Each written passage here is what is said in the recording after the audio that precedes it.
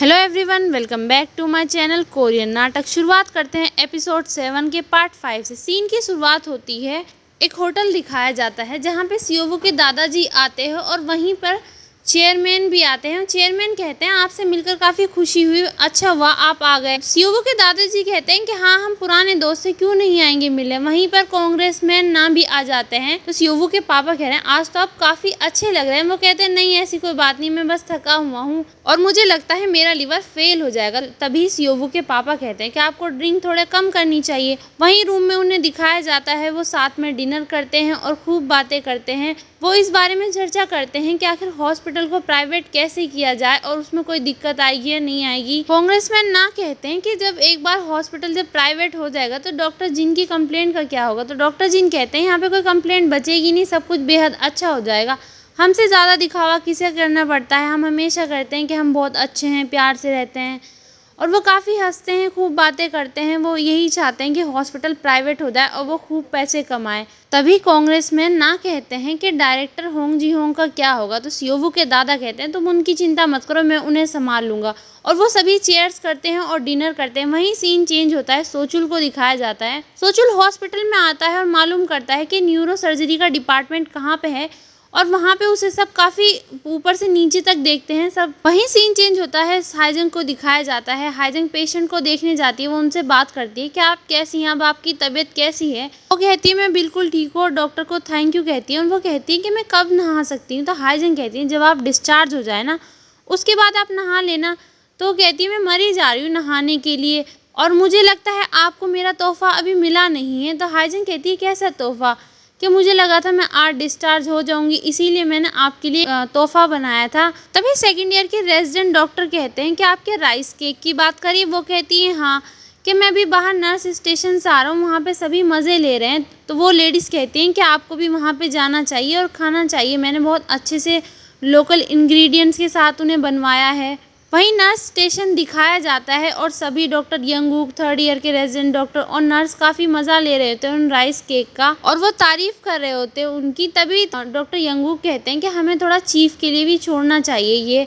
और वो कहते हैं हमें डॉक्टर जिन सीओवू के लिए, मतलब वो हंसी मजाक करते हैं वहाँ पे काफ़ी सारी। तभी वहाँ पे सोचुल आ जाता है, सभी सोचुल को ऊपर से नीचे ध्यान से देखते हैं और वो आके कहता है कि डॉक्टर हाइजंग यहाँ पे हैं क्या। डॉक्टर यंगूक कहते हैं कि तुम्हें उनसे क्या काम है। तो सोचुल हंसता और कहता है मैं ये तो तुम्हें नहीं बताऊंगा, बस ये बताओ वो यहाँ पे है या नहीं। तभी नर्स सोचुल से झूठ बोलती थी कि नहीं वो यहाँ पे नहीं है, क्योंकि वो सोचुल को सोचती हैं कि पता नहीं कौन है, उन्हें परेशान करना है शायद। नर्स सोचुल से कहती हैं कि तुम अपना नंबर यहीं पे छोड़ दो, जब वो आएंगी तो मैं उन्हें कह दूंगी तुम्हें कॉल करने। तभी सोचुल कहता है इसका मतलब वो यहाँ पे आएगी ना, मैं इंतज़ार करता हूँ। सोचुल इंतज़ार करने के लिए चला जाता है। नर्स डॉक्टर यंगूक से कहती हैं कि आपको उन्हें कॉल करना चाहिए डॉक्टर यो हाइजंग को और उन्हें मना करना चाहिए वो यहाँ ना आए। तभी दूसरी साइड से हाइजंग वहाँ पे आ जाती हैं तो वो कहते हैं ये तो काफ़ी देर हो गई। डॉक्टर यंगूक हाइजंग के सामने आके खड़े हो जाते हैं। सेकेंड ईयर के रेजिडेंट डॉक्टर यो हाइजंग को राइस केक खिलाने लगते हैं। तो यंगूक आगे होते हैं उनके, तो वो कहते हैं कि तुम मेरे आगे क्यों आ रहे हो। हाइजंग कहती है कि आगे से हटो। डॉक्टर यंगूक कहते हैं यस मैम। वो पूरी कोशिश करते हैं आगे से ना हटने की, पर वो हट जाते हैं। तभी हाइजंग सोचुल को देखती है और वो काफ़ी खुश हो जाती है। सोचुल उसकी तरफ इशारा करता है और तभी नर्स कहती हैं कि आप इन्हें जानती हैं। तो हाइजंग कहती है हाँ ये मेरा दोस्त है और सब जानकर हैरान हो जाते हैं। हाइजंग जाके सोचुल से मिलती है और कहती है कि तुम कैसे यहाँ पे और क्या चल रहा है आजकल। तभी सोचुल कहता है कि तुम क्या मुझसे शर्मिंदा नहीं हो। हाइजंग कहती है कि मैं तुमसे शर्मिंदा क्यों होंगी, तुम तो मेरे दोस्त हो। और बाकी सब ये देखकर हैरान हो जाते हैं। तभी हाइजंग कहती है कि मैंने सोही से सुना था तुम्हारे बारे में। वहीं दूसरी साइड से मिस्टर होंग और डॉक्टर यून आ रहे होते हैं। वो इन दोनों को देखकर काफी हैरान हो जाते हैं। हाइजंग कहती है मैं बिजी थी, इसी वजह से तुमसे नहीं मिल पाई। सोचुल कहता है हाँ तुम बिजी होगी, अब तुम इतनी बड़ी डॉक्टर बन गई, इतने बड़े हॉस्पिटल में काम करती हो तो तुम बिजी होगी। और वो दोनों हाइजंग को और सोचुल को देख रहे होते हैं और ये दोनों एक दूसरे से मजाक कर रहे होते हैं। तो मिस्टर होंग कहते हैं ये लड़का यहाँ पे क्या कर रहा है। तभी डॉक्टर यून कहते हैं कि आप इसे जानते हैं। मिस्टर होंग गुस्से में होते हैं और वो कहते हैं मैं इसे कैसे जानता हूँ। तो डॉक्टर यून कहते हैं आप मुझ पे इतना गुस्सा क्यों निकाल रहे हैं, और आजकल तो आप मुझसे दोस्त वाला बिहेवियर कर रहे थे ना। वहीं वो दोनों उन्हें हंसते हुए देखते हैं। हाइजंग सोचुल से कहते हैं चलो हम दोनों यहाँ से कहीं और चलते हैं और बात करते हैं, और वो दोनों उन्हें देखते रह जाते हैं। तभी हाईजंग और सोचुल को रूम में दिखाया जाता है। हाईजंग कहती है तुम कैसे हो? सोचुल कहता है इतना भी अच्छा नहीं हूँ, बस मैंने तुम्हारे बारे में सुना और मैंने सोचा कि तुमने कर ही दिखाया। हाईजंग कहती है हाँ बिल्कुल मैंने कर दिखाया। हाईजंग फिर सोचुल को थैंक यू कहती है कि तुमने मेरे इतने बुरे वक्त में भी साथ दिया, उसके लिए बेहद शुक्रिया, और हम दोनों एक दूसरे से मिलते रहेंगे, तब ड्रिंक्स मेरी तरफ से होंगी। तभी सोचुल हाईजंग को थैंक यू कहता है और वो कहता है कि मुझे लगा था तुम मुझे पहचानोगी भी नहीं, तुम तो इतनी सक्सेसफुल बन गई हो ना। तो हाईजंग कहती है तुम्हें क्या हुआ किम सोचुल, तुम तो पहले टाइम में इतने कूल गए थे और इतने मतलब एटीट्यूड वाले थे, अब क्या हो गया? तो वो एक्टिंग करके दिखाता है कि मैं अभी भी वैसा ही हूँ। वो दोनों हंसने लगते हैं। तो तभी सोचुल कहता है मैं तुम्हें गुड बाय कहने आया था, मुझे नहीं पता था कि हमारी पहली मीटिंग ही आखिरी मीटिंग होगी। तो हाईजंग कहते तुम कहीं जा रहे हो क्या? तो सोचुल कहता है कि हाँ मैं अपने बेटे के पास जा रहा हूँ। हाईजंग हैरान हो जाती है और कहती है तुमने शादी भी कर ली? सोचुल कहता है नहीं मेरी डाइवोर्स हो गई। तभी सोचुल कहता है क्या तुम उसे देखना चाहोगी? और वो ना मेरी तरह दिखता है, बिल्कुल गुड लुकिंग है। तो हाईजंग कहती है हाँ बिल्कुल दिखाओ। तभी सोचुल अपना फ़ोन निकालता है अपनी पॉकेट से। हाईजंग कहती है वो किसके साथ है? तो सोचुल कहता है वो अपनी माँ के साथ है, उसके लिए हर महीनों से पैसे भेजने होते हैं। तभी सोचुल अपनी बेटे की फ़ोटो दिखाता है और उसी तरह से खुद भी एक्टिंग करता है। तो हाईजंग कहती है तो बेहद क्यूट है और वो दोनों हंसने लगते हैं। सोचुल कहता है हाँ ये तो बेहद ही क्यूट है और ये मेरी तरह लगता है और मुझे ना अब ना बहुत मेहनत करनी होगी और तुम्हें देखकर लगता है कि जैसे तुमने अपनी ज़िंदगी बदल ली, मैं भी अपनी ज़िंदगी बदल सकता हूँ, या फिर मैं शायद लेट हो गया। तभी हाईजंग कहते हैं नहीं लेट नहीं हुए, तुम अभी भी शुरुआत कर सकते हो और तुम तो काफ़ी स्ट्रांग हो ना। तभी सोचुल कहता है कि मैं यही सुनना चाहता था तुमसे और मुझे लगता है मैं कर सकता हूँ। तभी हाईजंग कहती है कि तुम अब भी मोटरसाइकिल चलाते हो? तो सोचुल कहता है हाँ कभी कभी चला लेता हूँ। हाईजंग कहती है तुम ना मोटरसाइकिल चलाते वक्त काफ़ी कूल रखते थे। तभी हाईजंग के पास फ़ोन आता है हाईजंग के पापा का। हाईजंग कहती है कौन? तो उधर से कहते हैं कि मैं तुम्हारे पापा बात करूँ। हाईजंग कहती है कौन बोल रहे हैं? तो वो दोबारा कहते हैं कि मैं तुम्हारे पापा बात करूँ। तभी सोचुल कहता है कि क्या हुआ, सब ठीक तो है? हाईजंग हैरान हो जाती है अपने पापा की कॉल देखकर। तभी हाईजंग के पापा दूसरी तरफ से कहते हैं कि तुम कहाँ हो, मैं तुमसे मिलना चाहता हूँ। हाईजंग कहती है ठीक है। फिर हाईजंग सोचुल को कहती है कि सॉरी ना मुझे कुछ काम आ गया है, हम दोबारा मिलते हैं और तुम जो ना मुझे बिना गुड बाय कहे नहीं जाना, ठीक है ना? तो सोचुल कहता है हाँ बिल्कुल चलो ठीक है। वहीं हाईजंग को उसके पापा के साथ दिखाया जाता है। हाईजंग के पापा हाईजंग को एक लिफाफा देते हैं और उनसे हाईजंग से कहते हैं कि अब तुम्हारी ग्रैंडमा वहाँ पर है। हाईजंग कहती है आपने वहाँ से क्यों हटाया?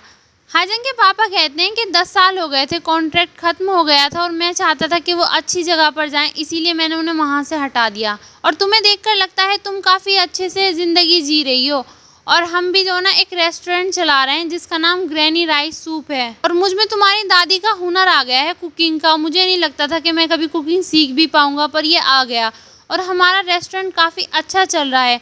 तुम्हें भी आना चाहिए अपने हॉस्पिटल के साथियों के साथ और मैं तुम्हें ट्रीट करूँगा। तभी हाईजंग कहती है मैं यहाँ से जा रही हूँ। हाईजंग के पापा कहते हैं तुम क्यों जा रही हो, अभी तो तुम्हारी चाय बाकी है ना। हाईजंग कहती है मैं अब बड़ी हो गई हूँ, मैं एक छोटी बच्ची नहीं रही जिसे माँ बाप की ज़रूरत होगी अब। तभी हाईजंग के पापा कहते हैं हाईजंग तुम अपनी ज़िंदगी ऐसे कब तक जियोगी, हाँ अपने बाप से नफरत करके? हाईजंग कहती है आप चिंता ना करें, मैं आपसे नफरत नहीं करती।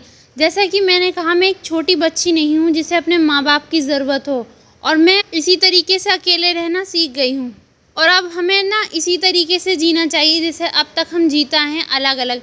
तभी हाईजंग के पापा कहते हैं कि जब तुम्हारी शादी होगी तो तुम्हारे साथ कौन चलेगा साथ में, हाँ अब तो तुम्हें अपने पापा की ज़रूरत होगी ना। तभी हाईजंग कहती है कि इसीलिए मैंने सोचा है कि मुझे आपकी ज़रूरत ना हो, इसलिए मैं शादी ही नहीं करूँगी। और ये सुनकर हाईजंग उनके पापा काफ़ी हैरान हो जाते हैं, उन्हें काफ़ी अफसोस भी होता है। तभी हाईजंग वहाँ से उठती है और चली जाती है। हाईजंग के पापा वहीं बैठे रह जाते हैं। हाईजंग अपनी कार लेके जा रही होती है। हाईजंग के पापा जल्दी से भागकर बाहर निकलते हैं और देखते हैं वो तब तक हाईजंग चली जाती है। वहीं दूसरी तरफ मिस्टर होंग को दिखाया जाता है तो वहाँ पे जाके रिसेप्शन पे मालूम करते हैं कि वो आ रही हैं नहीं। वो कहते हैं कि हाँ वो आ रही हैं। तभी मिस्टर होंग कहते हैं चलो ठीक है 5 मिनट में स्टार्ट करते हैं। तभी वो महिला खिलाड़ी मिस्टर होंग के ऑफिस में आ जाती है। मिस्टर होंग कहते हैं चलो ठीक है अब मैं आपके डायग्नोसिस दिखाने वाला हूँ आपको, पर आपको ना एक चॉइस करनी होगी, चाहे आप मुझसे इलाज कराएं या ना कराएं। वहीं सीन चेंज होता है, ऑपरेशन रूम के बाहर दिखाया जाता है। हाईजंग के पापा और हाईजंग की सौतेली बहन वहाँ पे बैठे हुए होते हैं। हाईजंग वहाँ पे जाती है, साइड से उन दोनों को देखती है चोरी से, पर उनकी नज़रों में नहीं आती और हाईजंग वहाँ से वापस आ जाती है। तभी डॉक्टर यून को दिखाया जाता है ऑपरेशन रूम में, वो उनकी हाईजंग की सौतेली माँ का ऑपरेशन करते हैं और सब कुछ ठीक रहता है। वहीं फिर से मिस्टर होंग को दिखाया जाता है। मिस्टर होंग उस महिला खिलाड़ी से बात करते हैं, कहते हैं तुम्हारा हाथ जो ये काँप रहा है ट्रीमोर की वजह से काँप रहा है और इसका कोई ख़ास कारण नहीं है। तो वो खिलाड़ी कहती हैं कि आप बिना कारण के कैसे बता सकते हैं कि मतलब हाथ काँप रहा है, उसका कोई कारण भी नहीं है। तो मिस्टर होंग कहते हैं कि मेरे डायग्नोस के अनुसार ना आपको ट्रीमोर है, पर उसका कोई कारण नहीं मिला हमें। वो बताते हैं कि आपकी जो इलाज होगा उसका एक इम्पॉर्टेंट हिस्सा बताते हैं। वो कहते हैं कि हम जो ना DBS सर्जरी करने वाले हैं, जिसमें आप जागती रहेंगी और आपके ब्रेन में हम सर्जरी करेंगे और वो उन्हें दिखाते हैं किस तरीके से होंगी। तो वो महिला खिलाड़ी कहते हैं कि इस तरीके से तो मैंने देखा है, फिल्मों में दिखाया जाता है, तो क्या इससे दर्द नहीं होगा? मिस्टर होंग कहते हैं नहीं, इससे बिल्कुल भी दर्द नहीं होगा, हम आपको एनेस्थीसिया दे देंगे जिससे आपको दर्द नहीं होगा। अभी वो महिला खिलाड़ी कहती है कि ट्रेमोर है, ये नहीं गया तो क्या होगा, क्या ऐसा हो सकता है? मिस्टर होंग कहते हैं हाँ बिल्कुल भी ऐसा हो सकता है, ज़रूरी नहीं कि ये चला जाए और इसके साइड इफ़ेक्ट भी हो सकते हैं। आपको कोमा में भी जा सकती हो, बॉडी पैरालाइज भी हो सकती है, हेमरेज भी हो सकता है, सिजायर भी हो सकता है और आपकी नर्व्स डैमेज भी हो सकती है। तभी वो महिला खिलाड़ी कहती है कि इसकी सक्सेस रेट क्या है? मिस्टर होंग कहते हैं कि 90% है। वो कहती है सच में? और वो काफ़ी हंसने लगती है, खुश हो जाती है। मिस्टर होंग कहते हैं हाँ बिल्कुल। तभी महिला खिलाड़ी मिस्टर होंग को थैंक यू कहने लगती है। मिस्टर होंग कहते हैं प्लीज़ आप मुझे जब तक थैंक यू ना कहें जब तक आप एशियन गेम्स ओलंपिक ना जीत जाए। महिला खिलाड़ी कहती हैं खुश होकर क्या मैं अपनी तीरंदाजी जारी रख सकती हूँ, मतलब आगे कंटिन्यू कर सकती हूँ? मिस्टर होंग कहते हैं हाँ बिल्कुल।